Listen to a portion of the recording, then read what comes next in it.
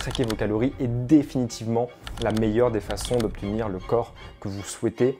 Mais si vous ne choisissez pas la bonne application parmi des centaines, les chances de ruiner votre physique est de 100%.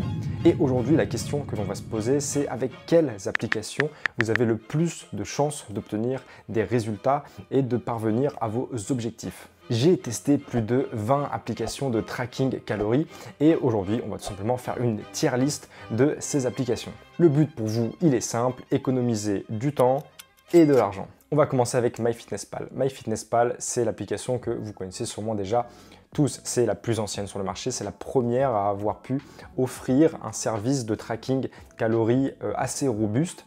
Et on va directement commencer par les points positifs. MyFitnessPal, déjà, elle repose sur une base de données très conséquente, très large, sur laquelle on peut se reposer et chercher quasiment tous les aliments que l'on souhaite. Ensuite, MyFitnessPal a été aussi les premiers à offrir la possibilité de scanner via un code barre un aliment de grande surface pour ensuite trouver ses calories et ses macronutriments associés. C'est actuellement l'application qui compte le plus grand nombre d'utilisateurs. Cependant, le nombre d'utilisateurs de MyFitnessPal ne fait que de chuter d'année en année au profit de nouvelles applications plus performantes ou en tout cas mieux faites. Et on va essayer de comprendre pourquoi via certains points négatifs. Déjà, un des points négatifs, c'est que je vous ai dit, la base de données est très riche et très complète, mais peut-être même un peu trop. En fait, la base de données MyFitnessPal est communautaire, c'est-à-dire que les gens peuvent ajouter des aliments de par eux-mêmes et ensuite ils vont se retrouver dans la base de données principale avec tout le monde. Et là où il peut y avoir un problème, c'est qu'il peut y avoir parfois une certaine redondance de beaucoup de plats avec des macronutriments et des calories très différentes et ça fait que l'utilisateur lambda est perdu. Par exemple, si je cherche une pizza, je vais en trouver des dizaines et des dizaines avec souvent des nombres de calories et de macronutriments très différents. Ça peut varier de 100 calories à 2000 calories. Ça peut être énorme et donc en fait, l'utilisateur de base qui est un peu débutant ne sait pas vraiment où se trouver et ça peut être très déroutant au début et ça fait que le tracking est souvent très fastidieux et on se fait des nœuds au cerveau lorsqu'on utilise MyFitnessPal. Un des gros problèmes de MyFitnessPal, et c'est un problème qu'on va retrouver sur la quasi-totalité des applications de tracking calories, c'est tout simplement le modèle théorique sous-jacent qu'il y a dans ces applications pour vous conseiller de manger le bon nombre de calories. En fait, la plupart des applications vont reposer sur l'équation de Harris et Benedict. Harris et Benedict, c'est une équation qui va calculer votre métabolisme, mais qui va calculer votre métabolisme avec une principale donnée d'entrée qui va être le poids.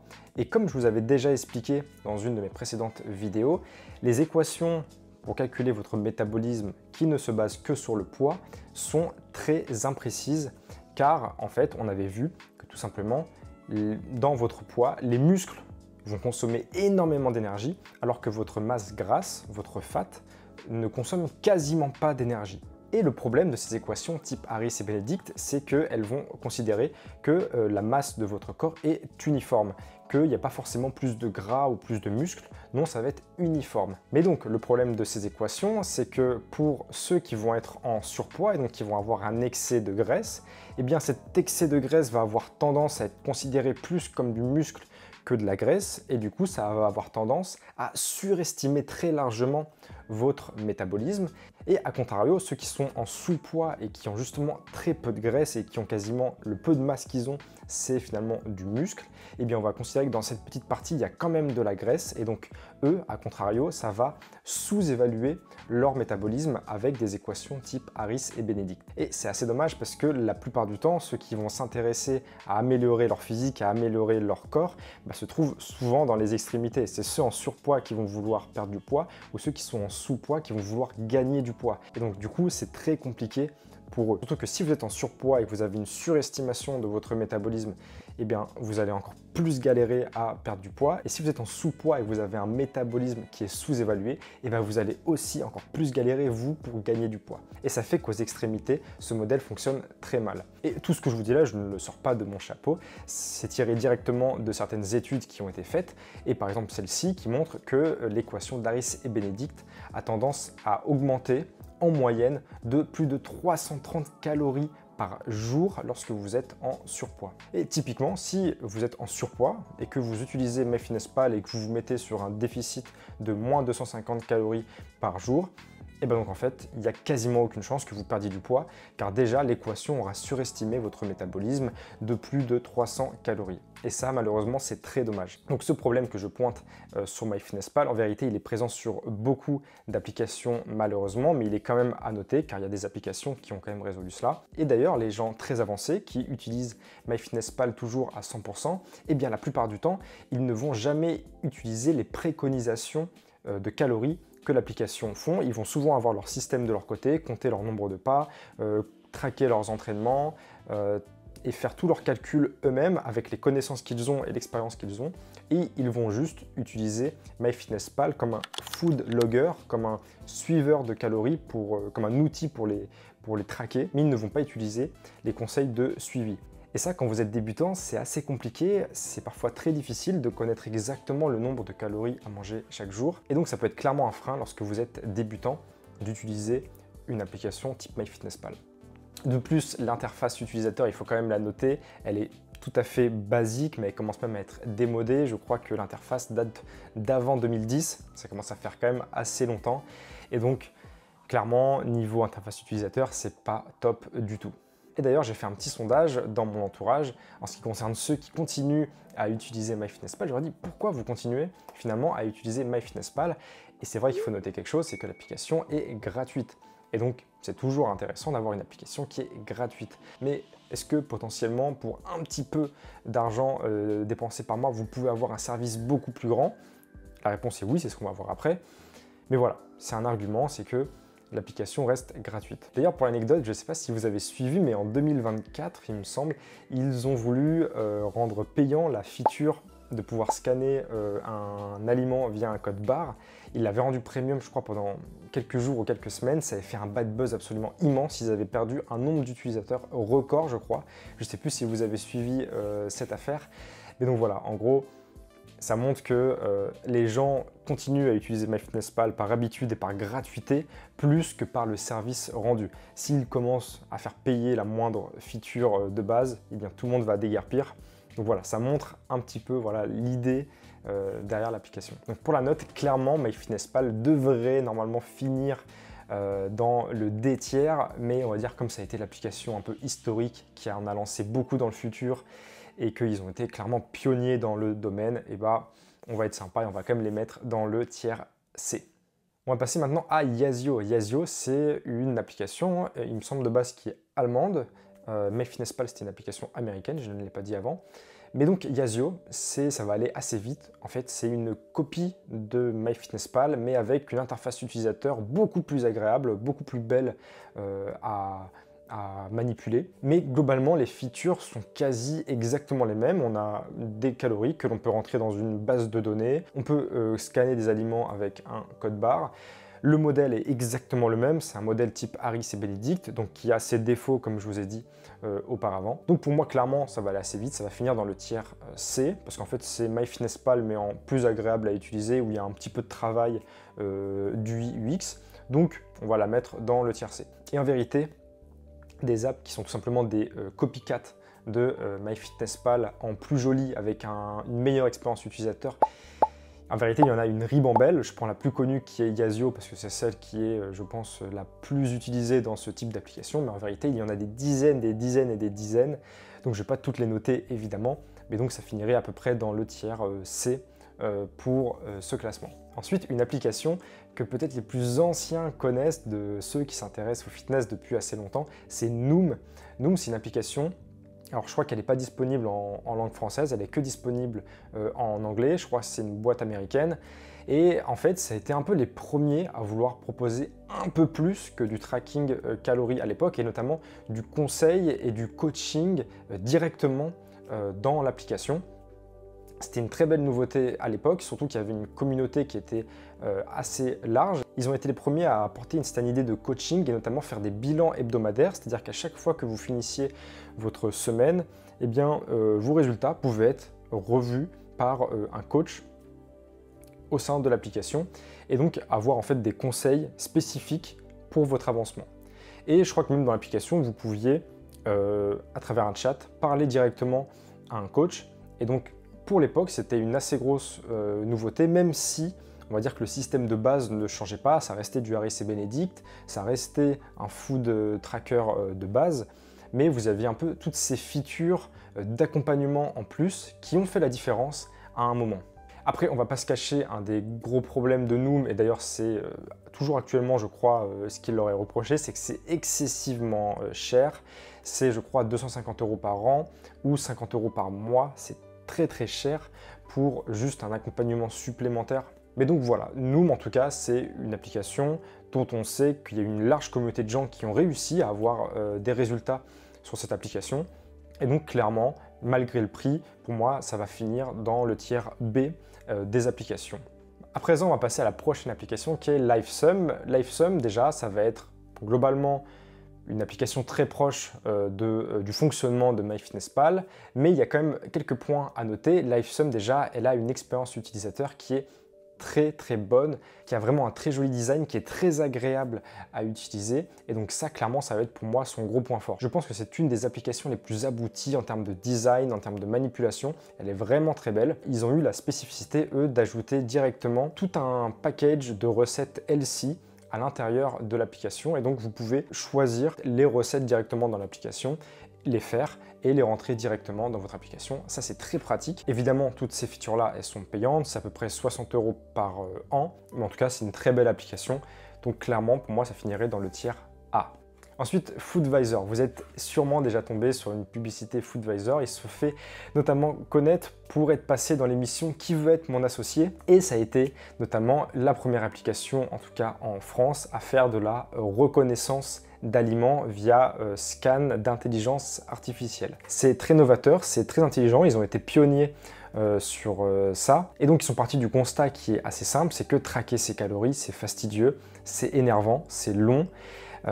Et donc en fait, prendre en photo ces aliments, c'était beaucoup plus pratique, beaucoup plus facile à faire. Et donc ils ont réussi cet exploit, en tout cas à l'époque, de mettre en place tous ces algorithmes d'intelligence artificielle pour pouvoir détecter les aliments dans votre assiette. Et des applications maintenant de ce type, il en existe plusieurs, je vous en parlerai de toute façon juste après. Une des choses qui était un peu reprochée à l'application dans son tracking, c'est qu'en fait, le tracking IA était un peu fastidieux. Souvent, il fallait prendre son téléphone et en fait venir pointer un à un avec son doigt les aliments que vous observiez dans votre assiette pour qu'il y ait une reconnaissance, pour qu'il y ait un focus sur la reconnaissance de l'aliment.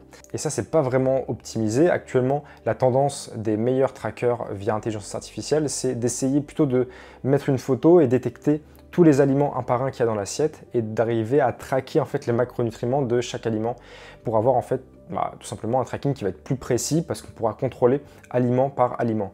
Et ça en fait avec ce scan c'était un peu plus complexe à avoir. Et donc clairement Foodvisor pour l'époque c'était vraiment une très belle découverte avec une très belle avancée. Après malheureusement Foodvisor a aussi le problème des autres applications, c'est que c'est basé sur du type Harris et Benedict, votre dépense est très mal calculée et donc atteindre ses objectifs avec ce genre d'application reste quand même difficile.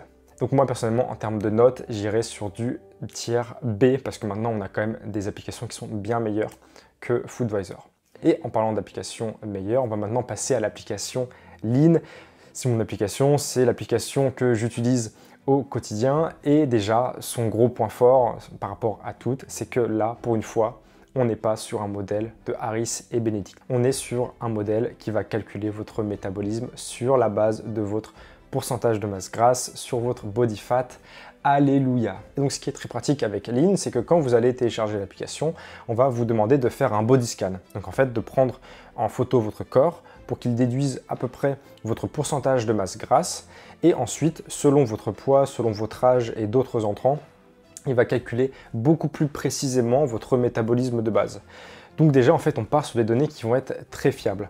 Et ensuite ça ne s'arrête pas là puisque à la place d'avoir un facteur multiplicateur sur ce métabolisme pour en déduire votre dépense journalière, eh bien Lean va calculer votre dépense point par point.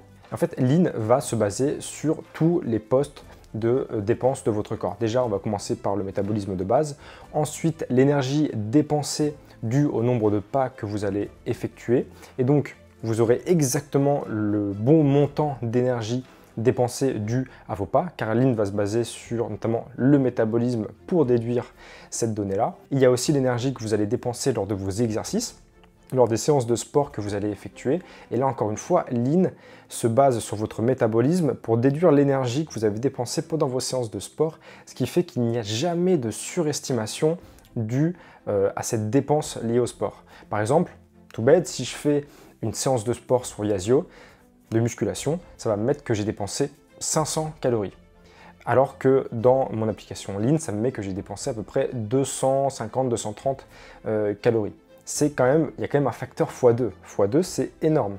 Et donc, Lean calcule très précisément ce genre de choses. Donc, ça fait que globalement, à terme, on aura une précision bien plus grande. Et ensuite, l'énergie de digestion, c'est tout simplement l'énergie que va dépenser votre corps pour digérer les aliments que vous allez lui donner, selon la répartition des macronutriments de ces aliments. Et donc, Lean va prendre tout ça en compte pour estimer votre dépense. Donc, en gros, Lean possède le meilleur modèle théorique pour calculer précisément votre dépense. Et donc, selon cette dépense, vous allez pouvoir beaucoup mieux gérer les calories que vous avez à manger pour obtenir votre objectif.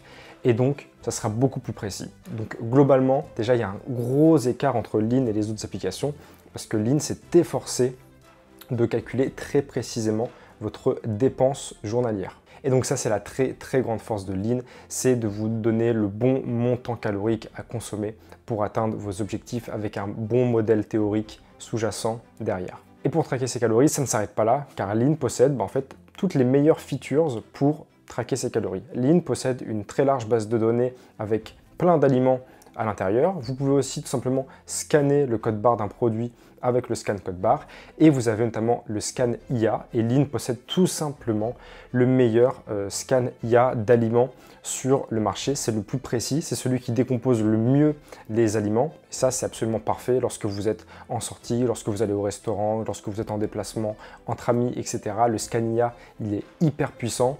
Moi, je l'ai même dit dans d'autres vidéos, mais je l'utilise même parfois quand j'ai la flemme de traquer mes calories. Maintenant, je pars de plus en plus souvent sur des scans d'intelligence artificielle et ça marche très bien. Donc clairement, c'est vraiment top. Donc pour résumer, Lean possède les meilleures méthodes de tracking de calories. Lean possède aussi le meilleur modèle théorique pour calculer sa dépense. Donc clairement, Lean, ça va être S-tier sans conteste par rapport aux autres applications. Ah oui, et j'oubliais aussi, mais Lean calcule votre adaptation métabolique. Vous savez, quand vous êtes en période de déficit calorique, eh bien votre corps va s'adapter, votre métabolisme va diminuer par rapport au déficit que vous lui imposez. Et c'est une donnée souvent qui est très difficile d'accès. Et Lean est la seule application actuellement au monde qui calcule automatiquement votre adaptation métabolique et qui du coup va calibrer exactement les calories que vous devez manger suivant cette adaptation. Donc bref, encore un argument en plus, mais donc facile, Lean S-tier. Ensuite, on reste dans le thème des intelligences artificielles, Cal AI. Cal AI, vous avez sûrement déjà vu passer cette application sur les réseaux sociaux parce qu'ils ont fait beaucoup de bruit, ils ont fait énormément de pubs. Et donc, c'est une application tout simplement qui repose quasiment que sur la feature de prendre son plat en photo et de calculer vos calories avec. Mais le problème, c'est que l'application ne repose que sur ça et sur absolument rien d'autre. Il n'est même pas possible de traquer ses calories via une base de données ou via un code barre. Il n'y a que le scan IA qui est disponible. Donc moi, vous connaissez mon avis sur le scan IA. Je trouve que c'est fantastique, c'est un super outil.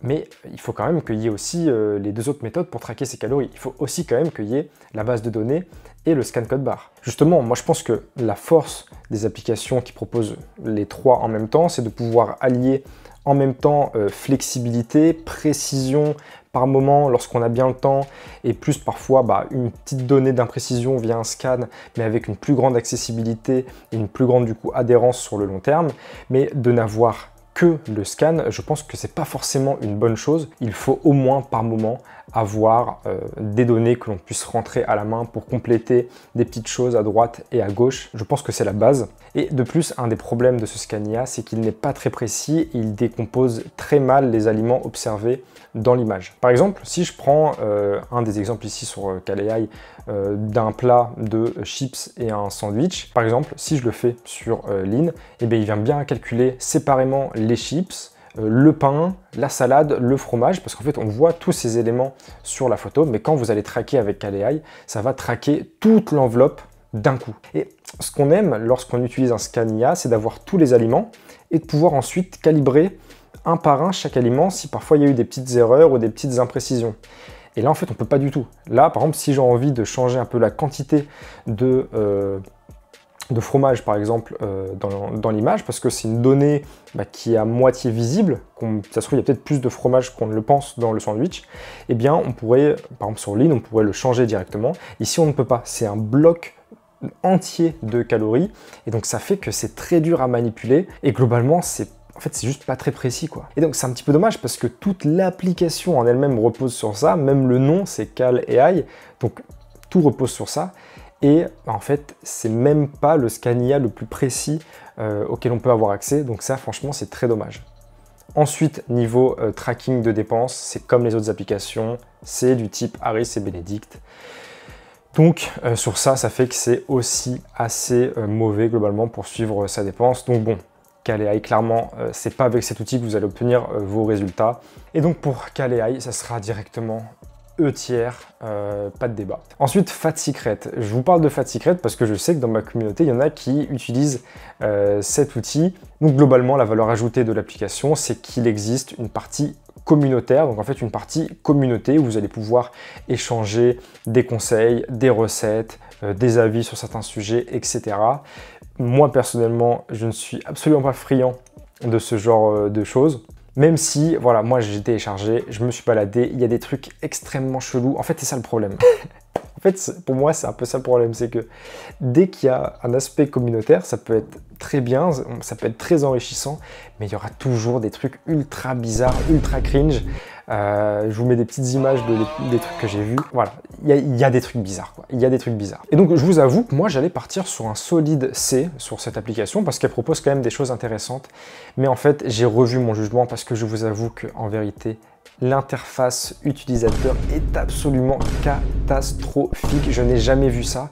Je ne comprends pas pourquoi il y a un putain de champignon comme bouton principal de l'application. Il est horrible ce truc, mais ce bouton réellement me stresse énormément. Et juste pour le manque de goût, ça finit dans la classe D et ils ont même la chance de ne pas finir en E ou en F. Donc désolé Fat Secret, ça part en D tiers.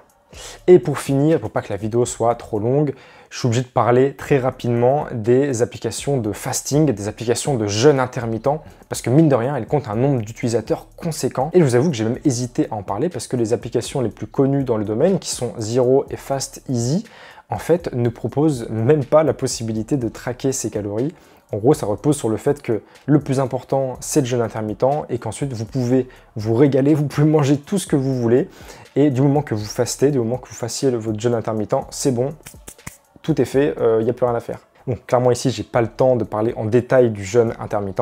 Mais rapidement, si vous voulez mon avis, je pense qu'en période de déficit, sauter un repas, ça peut être hyper avantageux, ça peut être hyper intéressant pour du coup déplacer un peu de volume alimentaire sur 2 repas par exemple, et donc de pouvoir manger plus pendant ces 2 repas, et du coup atteindre un total calorique plus facilement atteignable s'il est un petit peu bas. Ensuite, tout ce qui va être boost de testostérone par rapport au jeûne intermittent, etc., ça c'est très largement surestimé, il faut faire attention avec ça.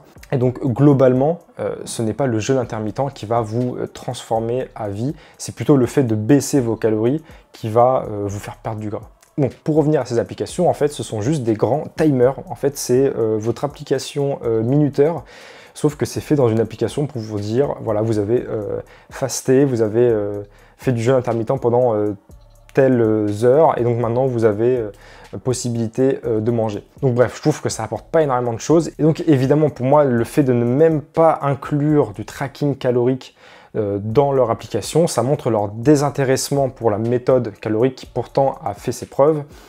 Et donc, pour moi, atteindre un objectif physique avec ce genre d'application, c'est très compliqué, voire même impossible. Donc pour moi, directement, ça sera trash tier, ça sera F tier instantanément. C'est maintenant la fin de cette vidéo. Merci de l'avoir suivi jusqu'au bout pour les plus téméraires. N'oubliez pas de vous abonner à cette chaîne, ça m'aide énormément. N'oubliez pas aussi de commenter si vous avez apprécié cette vidéo.